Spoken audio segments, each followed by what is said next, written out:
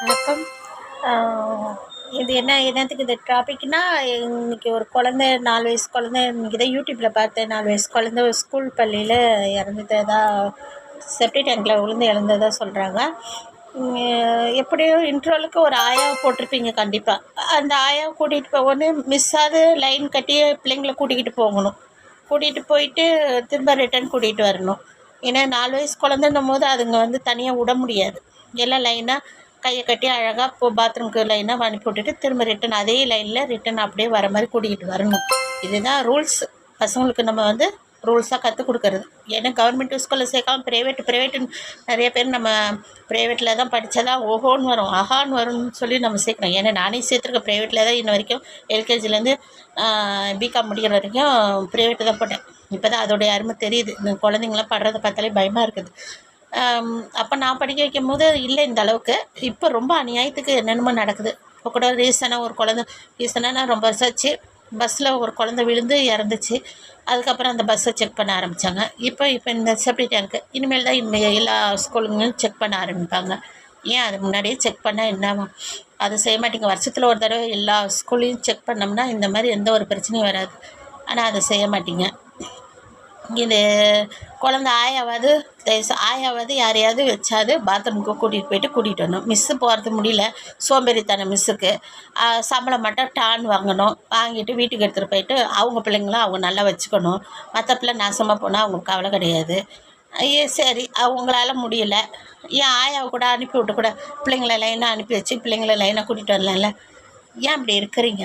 பணம் மட்டும் இத்தனை எல்கேஜிக்கு அப்போ நான் படிக்க போகும்போது 5000 ரூபா. இப்போ எல்கேஜி சேர்க்கறதுக்கு 1,00,000 ரூபா காசு வாங்குறீங்க, 50,000 வாங்குறீங்க, 30,000 வாங்குறீங்க. அந்த காசு வாங்குறீங்கல்ல, ஏன் இந்த மாதிரி பசங்களுக்கு என்ன சொல்லுவாங்க, நாகரிகம் கற்றுக் கொடுக்குறேன்னு சொல்லி தானே இவ்வளோ காசு வாங்குறீங்க. நீங்களே நாகரிகமாக இல்லைங்க. பிள்ளைங்களை எவ்வளோ கேர்லெஸ்ஸாக விட்டு வைக்கிறீங்க. அதுங்களுக்கு எங்கே நீங்கள் சொல்லிக் கொடுக்க போகிறீங்க? பாவம் அந்த குழந்தைய அவங்க அப்பாவும் அம்மாவும் எவ்வளோ கஷ்டப்பட்டு அழுவும் போது எவ்வளோ கஷ்டமாக இருக்குது. ஒவ்வொரு தாய் தகப்பனும் பெற்று அதை வளர்க்குறதுக்கு எவ்வளோ கஷ்டப்படுறோம். அது ஏன் நீங்கள் யாருமே புரிஞ்சிக்க மாட்டேன்றீங்கன்னு தெரியல. அசால்ட்டு.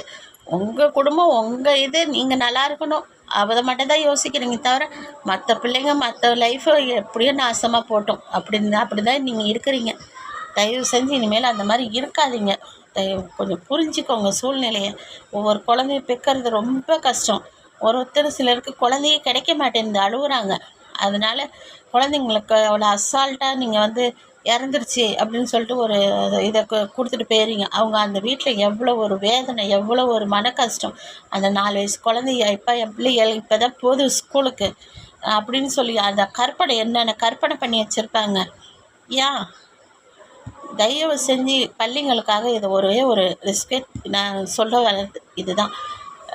ஒன்று பாத்ரூமுக்கு நீங்கள் மிஸ்ஸு கூட்டிகிட்டு போங்க, லைனாக குழந்தைங்கள கூட்டிகிட்டு போகிறதுல ஒன்றும் நீங்கள் தேஞ்சிட மாட்டீங்க. உங்கள் வீட்லேயும் குழந்தை இருக்குல்ல, நீங்கள் தாராளமாக கூட்டிகிட்டு போங்க. அதுக்கு ஒன்றும் கழுவி விட ஒன்றும் தேவை கிடையாது.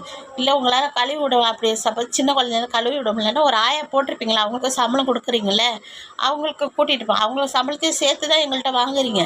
அவங்கள அங்கே நிற்க வச்சு அவங்கள கழுவ சொல்லுங்கள். கழுவ போகிறாங்க.